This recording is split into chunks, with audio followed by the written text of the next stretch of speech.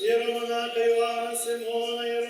Єрея Ілії, убієнного, Єромонаха Ірасима, Євгенія, матушки Марії, Іоанна Захарія, Параскеві, Лідії, Єфремії, Катерини, Геннадія, Валентини, Петра, Андрея, Анни, Авриєва, Параскові, і всіх сродників по плоті, Клавдії, Владимира, Анатолія, Степана, Михайла, Анни, Іоанна, младенця Іоанна, Степаніки, Іоанна, рабів Божих, Сергія, Юрія, Каролини, Анни, Анатолія, Онорія, Наталії, Стики, Йосипа, Івана, Євгенії, Марії, Івана, Лідії, Григорії, Терентії, Марійки, Дарії, Романа, рабів Божих,